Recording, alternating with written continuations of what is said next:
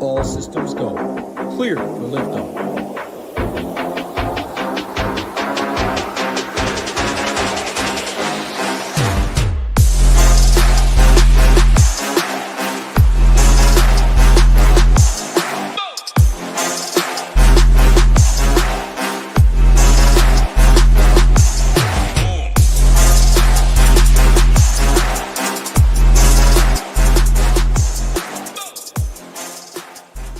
What's going on? Richard, Knicks fan, Takedown, Ricky, Camden, Wins a Lot, Ben, Scooter, Little Neck, NY Steel. Appreciate every single one. Always a lot of familiar names. The first one's in. All we ask, like button, subscribe button. The last NBA slate before the All-Star break. Then we will be back next Thursday. There is one game on Wednesday. It was a rescheduled game. So Showdown should be pretty solid there. Thursday it picks up, though. You'll see Rio and I on the show next Thursday. A nice deserved break for you, though, Rio. NBA is the grind, unlike any other DFS sport with the constant injury news. Changes all the way throughout the night. It's not like golf. It's not like MMA. Pretty much MLB. Not very often you get scratches there. NBA is a whole different beast. Huge props to you. Give it to you a lot, but truly do deserve it. A little 5-game slate to cap us off before the All-Star break. 100K up top. Hey, it would be pretty nice to win another 100K. How are you doing today? Yeah, doing good. Definitely ready for a little bit of a break. Going to get a lot of snowboarding in, a lot of gym time in, and then a lot of golf this weekend. Watching golf, not playing golf, because I'm pretty sure every course in the state of Utah is probably shut down.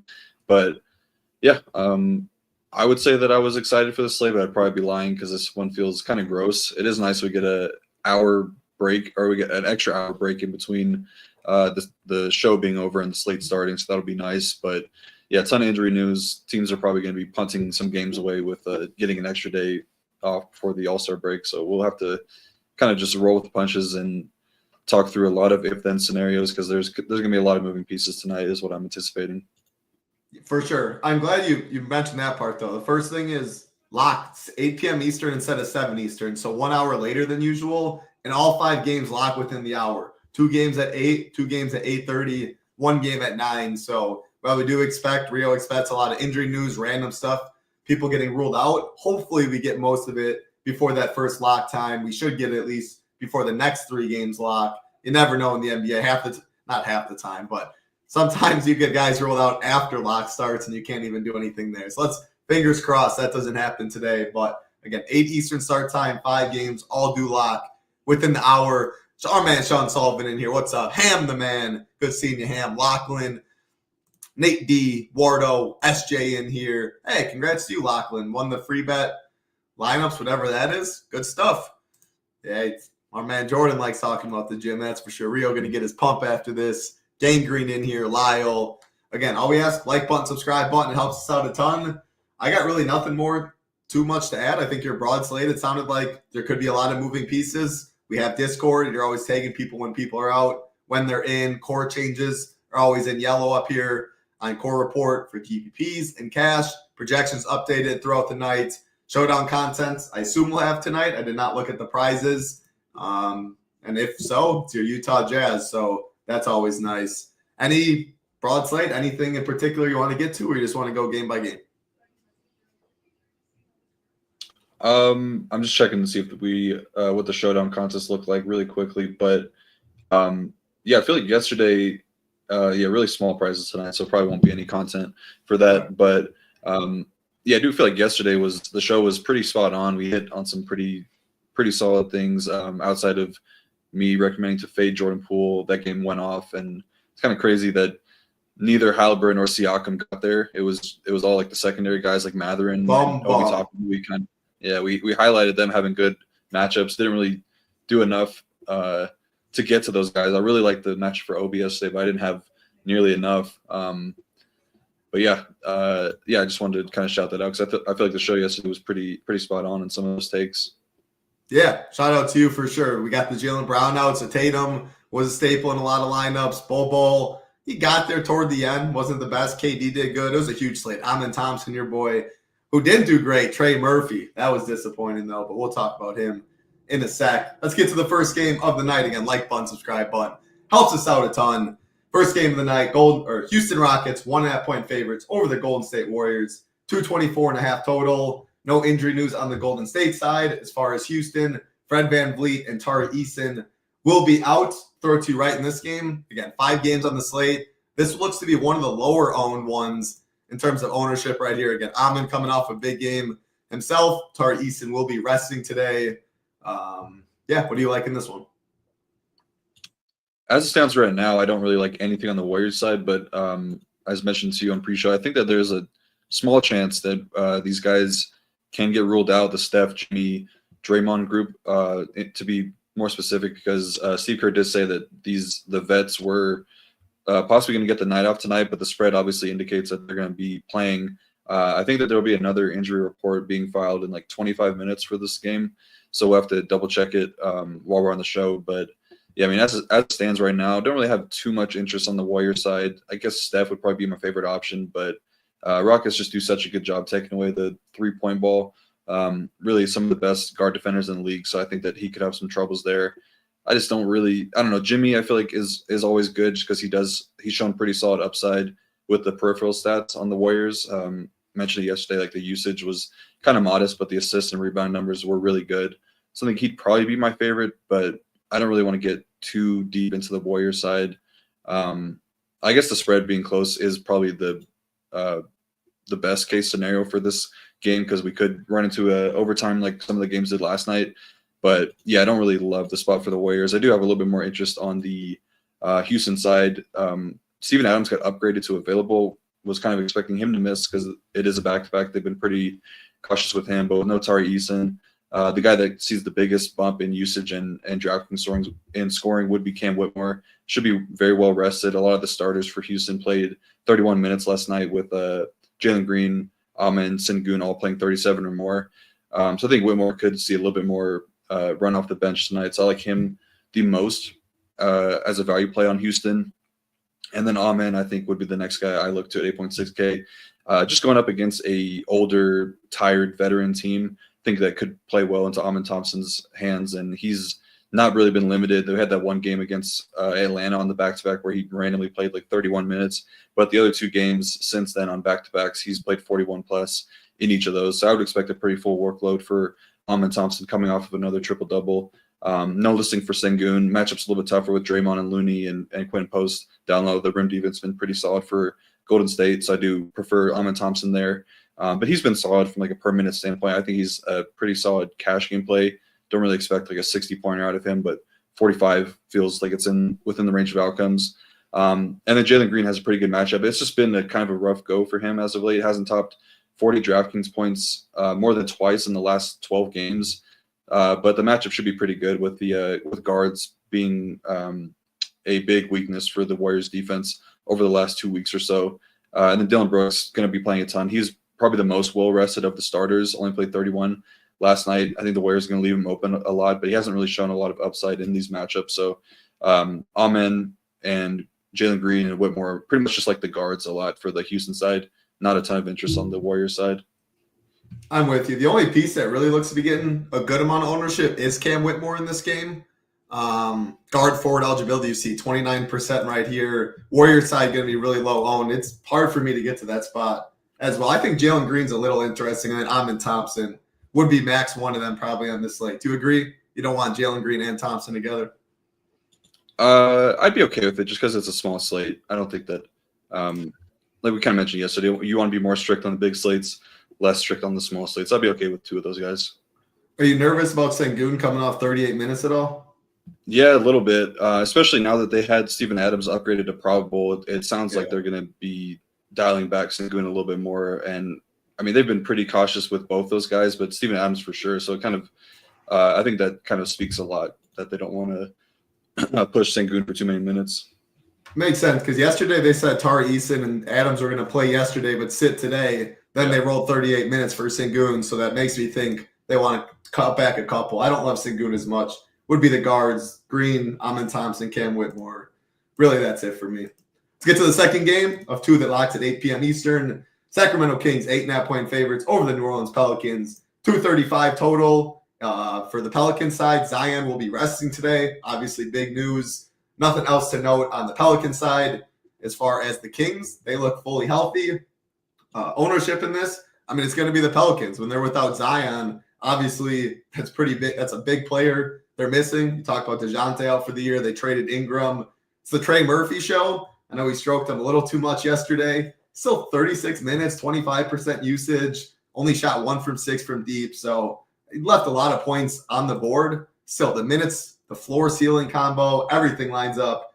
Trey Murphy's going to smash. The problem is, instead of being like 4% owned or whatever he is yesterday, he's now going to be chalk. Multiple other good pieces in this, though. Alvarado going to get some ownership. Messi going to get some. On the Kings side, this looks like one of the better games to target, assuming it can stay somewhat close. The problem is, we talked about it yesterday. So many guys. I'm just going to say Monk's my favorite, like yesterday. But, small slate. I assume you can play multiple of these guys together. How are you approaching this game? Yeah, I mean, I don't really want to like rehash too much of what we said yesterday because it's the exact same matchup outside of Zion missing. So I think that it's a little bit more so just breaking down the Pelican side. But yeah, I agree. Trey Murphy was a pretty big letdown. Was his first quarter rotation was not very good. Kind of picked it up in the second, and it was okay in the second half. But he only had like 4 points, 3.5 points, I think, after the first quarter rotation, so that wasn't good. But with Zion off the court, it's not surprising that he looks really good. Usage 6% increase there, 25% assist rate, which is way above where he would normally be, and then 1.3 fantasy points per minute. So like I said yesterday, I think the matchup is really good with the Kings allowing a ton of threes. And like you said, the downside risk is the blowout, but I'll be going back to him with a good amount of confidence. I think CJ's okay as well. I kind of prefer Jose Alvarado just from a points per dollar standpoint. You're getting a near 3K discount on a guy that has slightly similar, if not better, fantasy point per minute production with Zion off the court, and the price is just mainly the thing I'm factoring in the most. I do prefer Alvarado over CJ. I would probably consider being max 2 of the Murphy, CJ, Alvarado grouping. And then Messi should be cleared to play a lot more minutes now. Matchup is not great, but with no Zion, we've seen those minutes come up over the course of the season, so he looks okay. But I like Carlo Metkovic here. Assuming he's starting, I think he's pretty solid. We have a near 100-minute sample size with Carlo on the court and Zion off, and in those minutes, he's been pretty solid. Has a 19% rebounding rate, 1.1 fantasy points per minute, and in 2 starts over the last, he's just started kind of to be a mainstay in the rotation. He's averaged 28.3 DraftKings points per game in those 2 starts. So I think he'd kind of be one of the better values on the slate. Alvarado and Matkovic are my 2 favorites on the Pelicans, and Trey Murphy as a spend up. And then Bruce Brown, also another guy to keep an eye on. He's kind of eating into Hawkins minutes a little bit more. And we saw him have a lot of success in his short stint with the Raptors this season. The dual eligibility is really good as well. So 4.4K Bruce Brown looks pretty good. But yeah, they're going to be pretty thin. No Zion, no Brandon Boston, and obviously trading away a lot of those guys, not having Kelly Olynyk available yet. So yeah, they'll be pretty thin. Definitely a spot I want to attack. So I guess like the King stuff, I agree. I like Monk the most. Probably would be max 2 of the Monk, Levine, DeRozan grouping. You could even toss Sabonis in there. I think that would make some sense. Matchup's really good for Sabonis, but he's kind of not. I don't know what the true ceiling is for him right now with Levine and Monk and DeRozan in the starting lineup. But there's just so much usage that needs to be spread out amongst all 4 of those guys. It's kind of tough. But he definitely has the best floor because he's got the rebounding and assist numbers to fall back on. So Sabonis and Monk would be my favorites. Don't really have anything negative to say about Levine and DeRozan. I like the matchup for them yesterday. I like it for them again here tonight. I would say with the Keon Ellis stuff, I mean, he shot so good. I think he had like 6 threes at halftime, something like that. Finished with 27 points. Didn't really add too much else. I probably want to be playing Monk and Ellis together. I think that those are the 2 that kind of negatively correlate the most. But I didn't really look at the popcorn machine stuff and how the rotation went, but that's just kind of my thoughts. I think that they kind of view Monk and Ellis as like both point guards, so I probably don't want those 2 together. Monk still did play 37 minutes, though. Ellis 29, so I feel like they got to be sharing the court a decent bit. It makes sense. On a slate like this, I don't know. They both grade out pretty solid point per dollar. I don't know if I'd make that rule. Monk, Levine, Ellis, DeRozan, max 2 of them. I know you said Monk, Levine, DeRozan before. Maybe I'd throw Ellis in there. Obviously, you know a lot more than me, but 29 minutes for someone that's 4-4, Monk 37 minutes at 7-7, like That's a lot of minutes between them both. They both grade out pretty fair, pretty solid for their price. What about Pelican side? First of all, Missy and Nikovic, would you put a rule next one? No, I wouldn't. They're both cheap enough. I think that they can both get there. And they can start at the 4 and 5.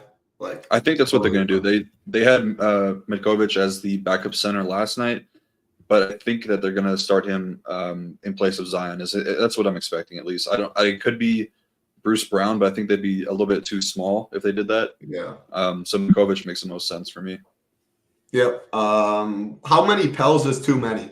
Like right there, you like Mitkovic, you like Missy, you thought Bruce Brown was fine. We like Trey Murphy, Alvarado. You didn't even hate CJ, but like if you had Alvarado, Murphy, Mitkovic, Messi, or Bruce Brown in for one of them, would you be fine with that? 4 is that too many? If you had 4, would you force a king? Is 5 viable? 5 feels a little much, but what are your thoughts on all that? I think 3 is probably the sweet spot, but if you did have 4, I would definitely want to get into more of a game stack in this game. Like definitely 1 king, maybe even 2. It just doesn't really cost a lot to get to these Pelicans pieces. So you could just go with like Murphy, Missy, Alvarado, and Mitkovic and feel pretty good about your lineup. I would think so. I definitely like 3, but 4 might be pushing it unless you're getting into like a more of a game stack. This game does have a really good game total in comparison to the others, so that does make some sense. Highest on the slate, 235. Again, a bigger spread at 8.5, but we have 9 points. We're going to get to in one of the games at 9.5 later. So on a 5-game slate, it has the third highest. I mean, this looks like the best game for me. 3 Pelicans, I would be fine with 4 because like the Bruce Brown, the Mitkovic, like no one but Trey Murphy and CJ really break the bank, and they themselves don't too much either. And you have multiple run back options that are all cannibalizing each other's ownership, so they should keep it in check. Monk's my favorite, but like, man, Levine chucks. Like if Levine made a couple more threes yesterday, he can easily get you 42, 43, which you take on this slate. So yeah, sign me up for that game. It's a good one. What's going on? Put me in. Appreciate you hanging out. I said hi to Easy Bets in here as well. Jim Parrish. Appreciate everyone filing in. Again, all we ask right away when you file into the show, if you could hit that like, if you could hit that subscribe, it helps us out very greatly. Bring you shows on this channel almost every single day. I say almost because with the All-Star break, we'll have NHL Quick Hit, Daytona 500 this week, so we'll have a quick hit for that, but no NBA shows, obviously, with no NBA slate until next Thursday. Big Marley and I will be going live 9 p.m. Eastern later, though, talking some UFC, 13 fights this week. Fingers crossed. 13 always means fun for DFS. If you want to try out a new sport, MMA pretty fun. NASCAR is fun. NHL. And again, before you dive in, more education video. These 5 sports we have education videos for at least an hour. Like football's 4 hours, hour and a half. MMA, NBA I think was 2 hours. PGA, I think it's at least 2 hours. But all of us, like me and Marley for MMA, Hoop and Tambo for golf, etc.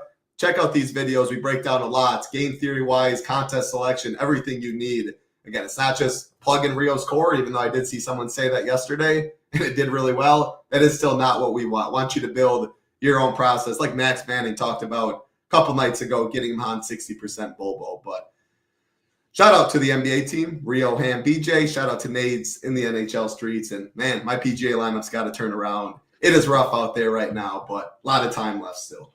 So keep it rolling. Next game on the slate, 8:30 p.m. Eastern. Miami Heat, 1.5 point favorites over the Dallas Mavericks. Injuries in this one. Bam is questionable for the Heat. We have Wiggins out, Terry Rozier out.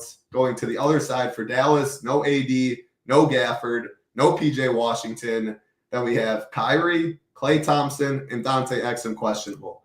I think this is kind of what you were talking about in Discord. Like, expect so many moving pieces. I don't even know how you can break down this game right now. That's a lot of Q tags, a lot of important ones on the Mavericks side. But regardless, I think we're going to have to play some Mavs. They're already thin, and they might even get more thin. I say all that, but the prices are pretty efficient.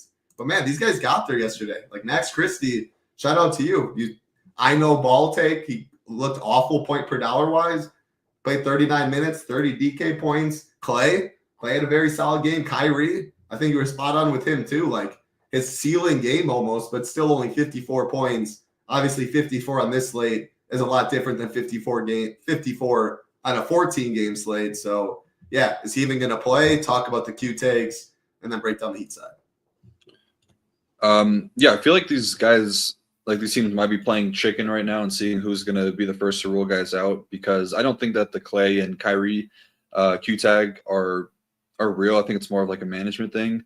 And kind of the same thing for Bam. I didn't watch that OKC game last night, but he's been playing a lot of minutes. So I would imagine it's more so of just a management thing. And if one of these guys gets ruled out, then I would imagine the guys on the other side to get ruled out. But the Dante Exum injury is definitely real. He's dealing with that Achilles thing. He kind of got ramped up pretty quickly, making his debut like 2 weeks ago, and then was playing a good amount of minutes pretty much right off the bat. So yeah, I guess we can just do like the if then scenarios, because the Bam thing is huge. That would obviously make Hero a very good play from a usage and point per dollar standpoint. That would solidify Khalil Ware's minutes. And I think that the matchup for centers is going to be really, really good moving forward for teams that are playing Dallas, because they gave up 54 points at the rim last night. We mentioned it, how we're kind of expecting their rim defense to get a lot worse over the course of the season with no AD and no Gafford, no Lively, no Dwight Powell. They don't really have a true center on the roster. I don't even think that that Kyler Kelly guy played last night. So it kind of tells you how they view the front court. They played a lot of small ball with Kessler Edwards, Omax Prosper, and Najee Marshall. So their rim defense is going to be very, very bad moving forward. So I would like to spot a lot for Khalil Ware if Bam were to be out. I think Hero would be very good. Dallas does have a few pretty solid on-ball defenders to make it a little bit tougher for Tyler Hero, and he didn't play a ton of minutes last night coming off of the illness tag. Only played 32. I would expect those to get ramped up a little bit more. And then Duncan upgraded probable. He's going to be probably in the lineup over for Andrew Wiggins tonight. Jovic is probable, and if Bam were to miss, he probably slides into the power forward position and would be playing a ton of minutes. And he's a very solid point per minute guy. Does a lot of everything. Jaime Jaquez didn't play any minutes last night. He even said, like, he reported himself that he was going to be available, but he was a DNP coach's decision coming off of a lengthy illness tag. So I don't really know if he's going to play tonight. Davion Mitchell played a ton of minutes. He's probably going to play a lot again because they want to get him and Hero some chemistry together. So it's really just waiting on the Bam news. If he's out, really big boost to Hero, Ware, and Jovic. If he's in, I think Bam is really good. Matchup is really good. Like I mentioned, Dallas, no rim defense. And that would make a lot of those guys a little bit worse. I think Jovic would probably still be in play. I think Davion is kind of still in play regardless, just because he's playing so many minutes. But yeah, they would look a lot better if Bam were to be out. And then the Dallas side, probably would expect a pretty similar rotation to last night. Probably going to get a ton of minutes from Max Christie, a lot of minutes from Prosper again. He wasn't very good, and I don't know what his ownership came in at last night, but I would be taking an underweight stance on him again just because he's super low usage and doesn't really have a lot of offensive game to him. Kessler Edwards played a lot of minutes. He seems like he's probably the biggest winner from the Anthony Davis injury and Gafford injury. But the issue with him is, like, kind of reminds me of like Mason Plumlee. Like, he doesn't take a lot of shots. Only took 5 in 33 minutes last night. And I was even watching the game. Like, he got the ball right under the basket and then was just looking to pass out. If Kyrie is out, he probably won't be able to do that as much. But 3.8K is a good tag for him. You just kind of hoping to run into a really efficient assist and rebound night again, because he went 4, 6, and 6 on a stat line with 5 stocks and had a really solid night. But I wouldn't expect that on a nightly basis. But yeah, I'm going right back to Max Christie again at 5.2K. He's notched 5 straight 30-point DK games since coming over to Dallas. Played 39 minutes last night. I think he's going to have to do that again. And the Miami defense allowing a ton of 3-pointers right now, so good matchup for Max Christie. I think they give Kyrie the night off. He's been playing so many minutes lately. 5 straight games of 40-plus minutes. Was awesome last night. Had the game-winning charge call at the very end of the game. Put a 58 DraftKings points two games ago, 55 last night. But yeah, I just think the matchup is tougher as well with Davion on the other side. But he's just playing too much right now. I think they need to give him the night off. So yeah, it's going to get thinned out pretty quickly. Just got to kind of wait and see who's going to be in or out. I think they could give Clay the night off as well and just kind of let those younger guys play a lot. That would make Jaden Hardy and Brandon Williams really good as well. I think that Brandon Williams might be ahead of Jaden Hardy now on the depth chart. At least that's what happened last night. He played 15 against Golden State and was pretty good. They kind of provide a similar skill set. I don't really know. It would have to be whoever's starting is the guy I would lean, but Jaden Hardy only played 5 minutes last night, and they were very thin. that would also make Dinwiddie a lot better as well. Yeah, so you just got to be prepared for the injury news because there's so much that can change. Yeah, 100%. This game, I mean, the next game too, on the T-Wolves side. What about the man, the myth, the legend? I mean, Ben, that's you too, but Alec Burks, 3,600. Yeah, I don't know with Duncan back what those minutes are going to look like for him.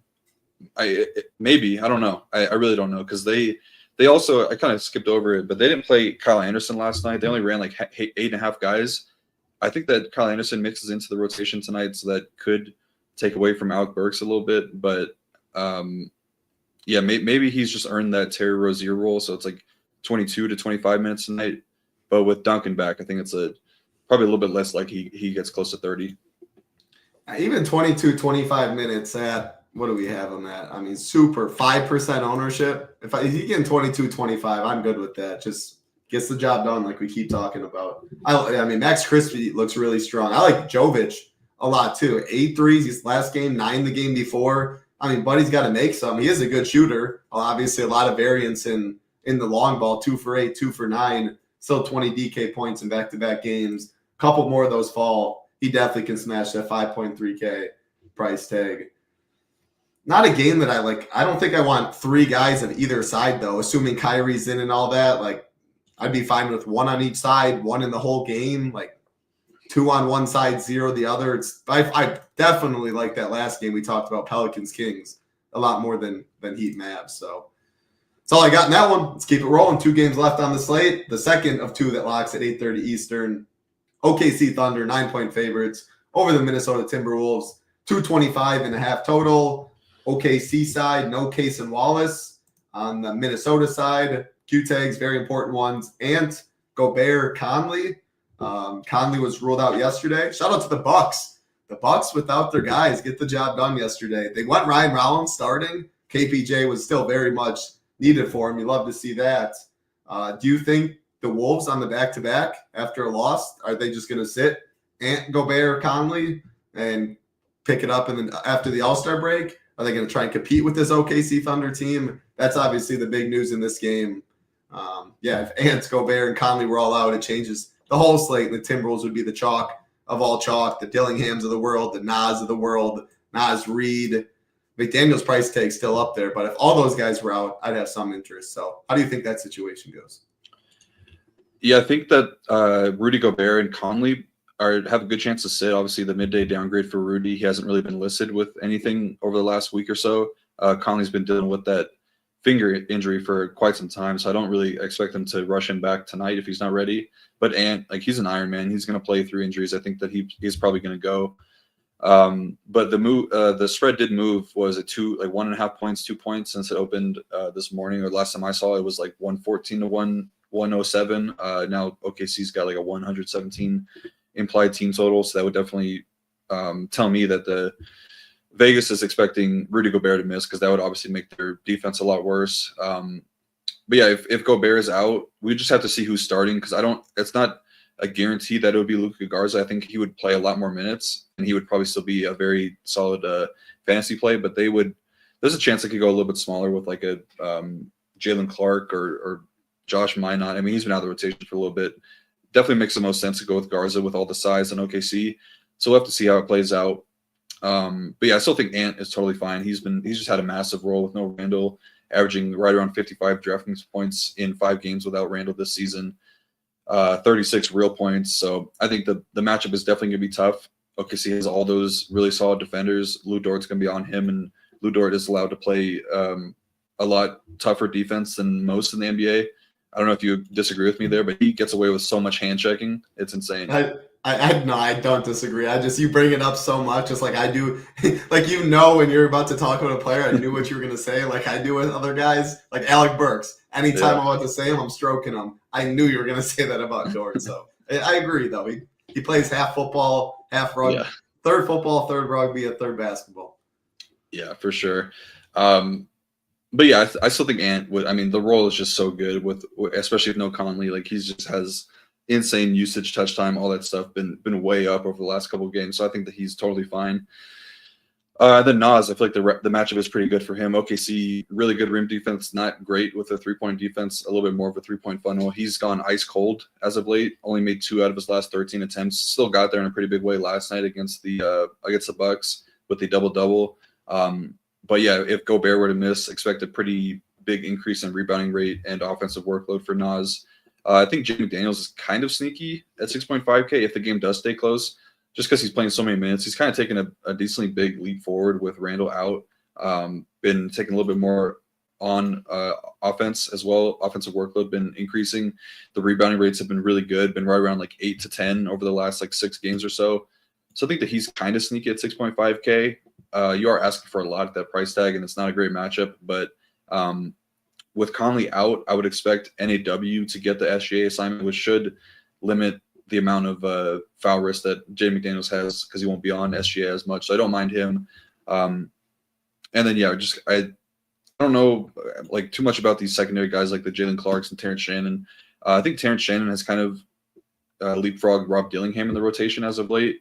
He played 20 minutes last night, 13, 2 games before that, and Dillingham has kind of been seeing a decrease in minutes. Been a little bit of a negative coach speak around Dillingham as well, with Chris Finch kind of saying that they just need more from him. He's a small dude, so I don't think that like this is a matchup that he could just get exploited on. So I think that they might want to go with Shannon here.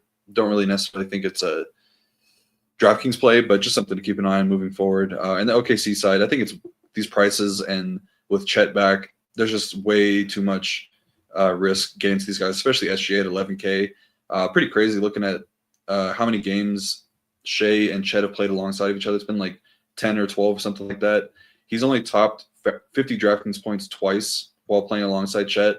And even you looking at like the on-off stuff, like court IQ, the usage is way down.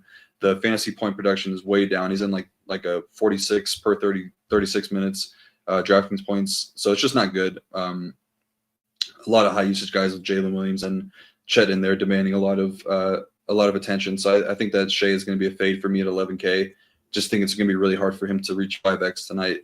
Kind of same thing for J-Dub. He re-injured his wrist last night, so another thing to keep an eye on. I don't know if he might get listed throughout the day or something like that, but been getting the notifications from the beat writers on OKC, and like whenever they're playing, my phone is just blowing up because they literally are tweeting every single play that happens. It gets annoying, but it does provide a little bit more insight to what's going on there. But yeah, he did re-injure his wrist last night, so something to keep an eye on. I think Chet is kind of interesting at 7.3K with the power forward eligibility. Been seeing a steady increase in minutes, 22 to 25 in his first 2 games back from injury. Mentioned that the usage definitely funnels to him a little bit more while sharing the court with SGA. And we have a very small sample, only 30 minutes with all of Shea, J-Dub, and Chet and Hardside on the court together. And he's actually the leader on the team in per minute production, 1.18 fantasy points per minute. I think there's a outside shot that he gets to 30 tonight, just because they're going to be off for a week or so after this, and it just makes some sense to me to kind of ramp him up a little bit more tonight, knowing that he's going to be off for another week or so. So I think he's kind of interesting. I probably want to bump up his projection a little bit. That's pretty much it, though. I don't know if Caruso being out does too much. Aaron Wiggins has been playing great, but he's 5K. That's kind of a full price tag on him. Definitely don't want to play Lou Dort. Isaiah Joe, just very shooting dependent. I think if I'm getting to any of these secondary guys, it's probably Wiggins, just because he's shown that upside. But yeah, don't really love the OKC side in general. I think OKC is the easiest fade on the slate. And the I think the Warriors are fine. I mean, I didn't like many of these Warriors at all, but out of all these other teams, I mean, the Heat, I didn't love too many pieces. At least Jovic was there, Bam. Thought Burks was fine at very low ownership. None of these guys on OKC. I mean, look at ownership, though. No hot takes here by any means, but very interesting stuff you mentioned with the SGA Chet stuff. And yeah, Aaron Wiggins, like these secondary pieces are priced up. I just can't get to a fully healthy Thunder team. Timberwolves side, though, yeah, definitely have to keep an eye on the Q tags there. If Gobert misses, do they go Luka Garza? McDaniels price tag, like you said, very low ownership. Interesting in chalkier lineups. Definitely still like Ant at 9.6. Interesting to see what they do with Conley as well. What's going on, Conscious? Hope everything's going well. And I did need to ask Mateus. I've literally probably seen you say something about the Bills every day probably for like 3 weeks. So I need to know what's going on with this, Mateus. Every day you say it. What's the backstory to this? Are you just a huge Bills fan? Obviously, they lost a little bit ago, though. So you did that before the Bills were like when they were still playing. Done it ever since. Very curious, but hope everything's going well with you. Yeah, appreciate that as well. Easy bets. Like button, subscribe button. Helps us out a ton. If you're just joining us, very much appreciated. And also, as you guys know, same promo code, best out there, SHIP50 gets you $50 off your first month with Chiptimizer. Big boy news coming up pretty shortly. Very, very excited for that. Industry changing stuff, as we like to say. SHIP50, no better time. Get in, $99, takes $50 off, $49 for the whole month with Optimizer. And again, you get the Discord with Rio, Ham, BJ, Hoop, Tambo, all the guys. You get education videos like we showed right here, more education, NBA content, or not MLB. Before you know it, MLB will be here. PGA content, Showdown, shout out GS Luke. He'll be doing the shows, the Stone, projections for that, NHL content, and NASCAR is back. Big boy prize pools every Sunday. Someone earlier mentioned if you haven't tried NASCAR, give it a try. If you like variance, it's definitely a very high variance sport. But Eric, our guy at the game over here, does a great job in the NASCAR streets. And again, prizes are always big. All right, let's keep it rolling, Rio. Last game of the slate. One you definitely can't ignore for DFS. Your Utah Jazz, 9.5-point underdogs to the Los Angeles Clippers, 228.5 total in this one. Kawhi Leonard is out for rest today. Amir Coffey's questionable. Utah side, no Jordan Clarkson and no Colin Sexton again. I mean, man, Harden looks really strong. Unfortunately, ownership is up there.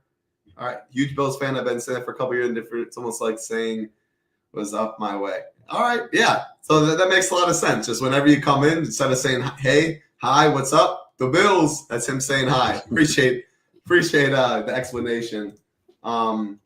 Yeah, this game's going to get some ownership, no doubt about that. No Kawhi for the Clipper side.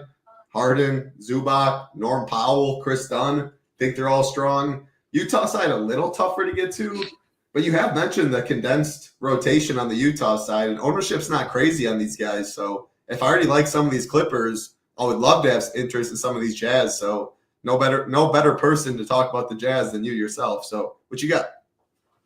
Yeah, I was actually surprised they only ruled out Clarkson tonight. I was kind of expecting all of, if not multiple, if not all of, Laurie, Kessler, and Collins being out tonight. Yeah, I don't know. I got a few thoughts about that, but it's probably just them kind of rewarding the fans for sticking with us for a rough few years. Yeah, so I mean, there's a chance that the game stays a little bit closer. It's a home game. Clippers traveling into altitude, which is always a little bit tougher. The Clippers will be introducing Ben Simmons into the mix tonight. He's available to make his debut. I don't really know if he's going to play because they said the same thing about Bogdan last night, and he didn't see the court. Or actually, no, he did. He played 18 minutes. Yeah, so we'll see what they do with Simmons tonight. I don't think that these guys are necessarily in play because they do have the elevated price tags from coming over from the old teams. But yeah, it does kind of muddy things up a little bit for the offense in terms of Harden. I don't know if they're going to do much overlap between Simmons and Harden, but obviously Simmons is a guy that he has like no offensive game outside of. I mean, he just needs the ball in his hand, so that definitely takes away from Harden if they are playing them together because he can't shoot. So we'll have to see how that looks like. And then Bogdan just kind of makes those secondary plays a little bit tougher to get to. We do have the questionable tag on Amir Coffey, so maybe things tighten up a little bit. I don't think that we're going to really be seeing these like the Jordan Millers and Beauchamp and Kai Jones get into the mix tonight. I think it's going to be fairly tight because the spread is close enough. So I'm expecting a full workload from all the Clippers guys, and it's a really good matchup. Mentioned all the time with the Jazz. They just allow a ton of threes, a ton of transition points, dead last in turnover percentage. The rim defense hasn't been great this season, but their pick and roll defense has been very good. So if anything, from like a schematic standpoint, a little bit harder for James Harden, but I don't really think that it matters too much. He's been really good in 3 meetings versus the Jazz this season, averaging 55.4 DraftKings points per game in those 3 games. I think he's probably the best fan up on the slate, especially no Kawhi. Just think that he's going to have a really good game tonight. The 9.2K price tag is very good. Really love the matchup. So, yeah, I'm going to get to a ton of James Harden. Same thing on Zubac. Love the matchup for him. He's been doing great against Utah this season, 49.3 DraftKings points. Utah has been doing a really good job limiting rebounds against other teams. The rebounding percentage is like top 2 over the past 6 or 7 games. But rim defense not been good, and then no Kawhi definitely condenses the usage on the 3 guys, Harden, Zubac, and Powell a lot more. So I think Zubac is really good. Want to pair him a lot with James Harden tonight. I think those are 2 of the better plays in the slate. And then Norm, I think he's really good as well. Only topped out at 39.5 DraftKings points against the Jazz this season. But I think he kind of goes off in a pretty big way here. There's a lot of talk about him possibly deserving of an all-star spot. I kind of agree. He's been having a really, really good season, just been scoring the ball like crazy. And the things that he does well are the areas that he can exploit this defense. 3-point defense, really bad for the Jazz. Transition defense, not good. So I think that Norm has a lot of scoring upside tonight. That doesn't necessarily mean the fantasy production will be there because he doesn't – not really the type of guy that's going to get a ton of rebounds and assists, but I wouldn't be surprised if he drops like 30 plus tonight. I don't want to say 35, but I think he can go for 30 for sure. And then, we'll just have to see what the secondary guys look like. Chris Dunn did bang up his knee last game, only probable tonight, so he should be good to go, but Clippers have done a lot of weird things with their injury reporting, so he's not a guarantee to play tonight. If he does miss, then you're probably just giving those minutes to Bogdan and Ben Simmons, but I kind of think that Derrick Jones Jr. is the most interesting of those secondary pieces just because the Jazz have no transition defense. That's kind of his game. He did put up 3 steals the first time these teams met, only played like 21 minutes there. But with no Kawhi and possibly no Amir Coffey, he could see close to 30 tonight. Jazz dead last in turnover percentage, transition defense, really bad. So I think those are I think there's a little bit more upside to Derrick Jones Jr. at 4.7K. Yes, I kind of like him the best. Would you need Coffey out for that? Or you'd be good even if he was in? No, I'd be fine with it if he's in. I think that you probably get a little bit more ownership going his way if Coffey were to be out. Yes, I kind of would prefer Coffey in. Okay. Then the Jazz side, I was kind of expecting all these guys to be out when I first was writing this game, so I don't really have a ton to say. Like, I think Collins is still probably the best. I think Keontae is a lot better now with no Jordan Clarkson, and I still think Collier is pretty good at 6.2K. He's just been running really hot with the assist. Really good, just a prototypical point guard they've been kind of looking for. So I think they're kind of grooming Keontae to be more of that Clarkson role off the bench. So he should have a pretty big role tonight offensively with no Jordan Clarkson because that just leaves behind a ton of scoring opportunities. So I think that Keontae is good. I think Collier is really good. The other guys are just a little bit too expensive for my liking. Matchup is good. Clippers been allowing a lot of threes as of late. Kind of mentioned it yesterday with Laurie. He's been really good against the Lakers, been pretty good against the Clippers this season too. So I think that he's okay, but 7K is a big boy price tag. So I would probably just prefer those mid-range guards for Utah. How many, would you be fine if you went Zubac, Harden, Norm Powell, and then one of Derrick Jones, Chris Dunn, Coffey? Would you be fine with 4 Clippers? And then if you did have 4, would you force a Utah back or would you set 3 max? I kind of feel like 3 also for them. It seems like it's asking for a lot to get to 4 there. I don't know. I have to see how that looks because you would be asking for a lot. Like Derrick Jones Jr. is not going to project well, so your lineups would look very, very sketchy having all 4 of those guys. So I think that would probably prefer 3, but I do think that there's a chance that 4 can get there. The slate's big enough that you probably don't want to be getting to 4 of them, so I would still stick with 3, I think. All right.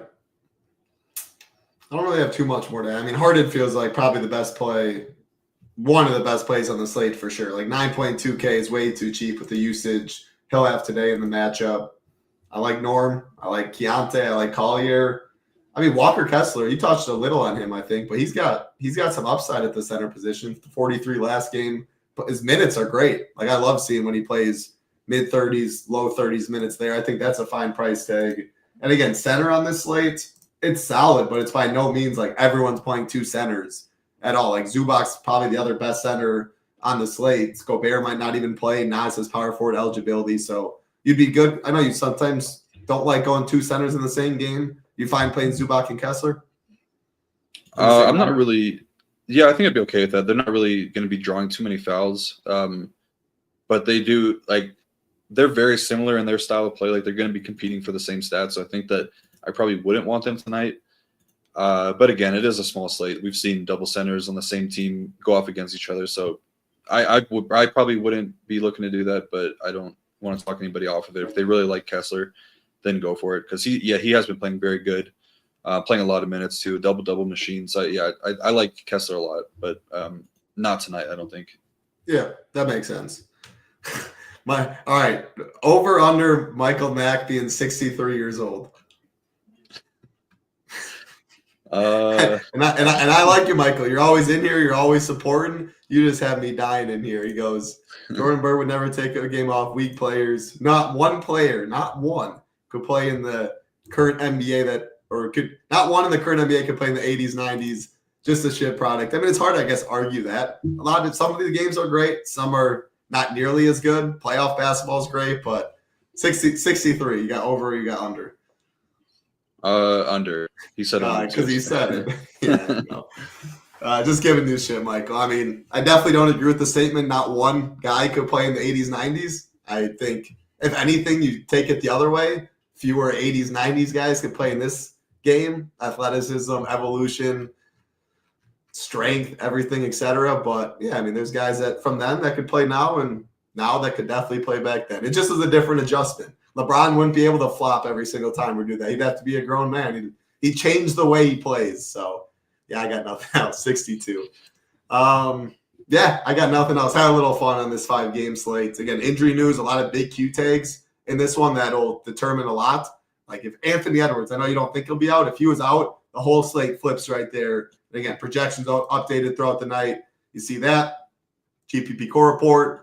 Rio's, if it changes, mine, Ham, BJ, all the changes in yellow. Slate plan, definitely make sure to check that out every single day. A lot of time goes into that. Rio Monday through Friday, BJ Saturdays, Ham Sundays, all of them do such a great job. PGA Showdown, again, that is tonight. GS Luke will be going live at 7 Eastern. All the content will be up for that. Prize is always big. MMA show tonight, 13 fights this weekend. NHL, I think NHL is actually off, someone said, from 2:10 to 2:20. So it's off for a week. Really sad. I wish it was during the All-Star break. I think some international thing going on, someone said. But, yeah, NHL usually, NASCAR this Sunday, MMA, NBA, PGA, so many sports. And, again, best time to get in is now. Best promo code going on. SHIP50, or $99 membership. All the content, monthly, Discord, Shiptimizer. Take $50 off that. Brings it down to $49. Absolutely cannot beat that in the industry. Any final thoughts for you, Rio? No, I'm ready for the All-Star break. I hope that DraftKings puts up some good contests, because I've had some decent success in the All-Star game DraftKings and FanDuel slates over the past couple of years. Fade Luka. I don't know what the Jokic. format is this year, though. I don't know either, but fade the Europeans that don't care much. Wemby, yeah. Play Giannis when he plays. Play the Stephs, the Dames that'll chuck all the threes, can get hot and keep shooting. Yeah, it's a very simple game that way. You know that the guys that will try and not, but still got to have the right combinations. Nothing's free money. Yep, for sure. But yeah, we'll see. I don't know what the format is now, because there's 3 teams, aren't there? I don't even know. I never watch. I'd rather watch to be honest, the dunk contest is cheeks half the time. I'd rather watch a 3-point contest. Like I don't really tune into much. It's I mean, NBA is such a grind on the daily. I will enjoy these next couple days to do everything but think about the NBA. So watch some MMA on Saturday and take a little break, a little reset over here. You definitely should be doing, like you said, Rio. You put in plenty of these hours. I guess NASCAR's tonight too, Daniel says. So check that out. Anything? Any final thoughts, Rio? Should we get on out of here? No, let's get out of here. Just be prepared for some madness tonight. I think it's going to get a little crazy. Yeah, all games do lock within an hour, thankfully. 1 hour later start time, 8 p.m. Eastern. SHIP50 is the promo code. Head over to shipination.com. Get in the Discord. Appreciate every single one of you watching. We will be back. I'll be back tonight, but we will be back next Thursday after the All-Star break. Enjoy it. Make some money tonight. Good luck for Rio. I'm Titletown. Be safe. Peace.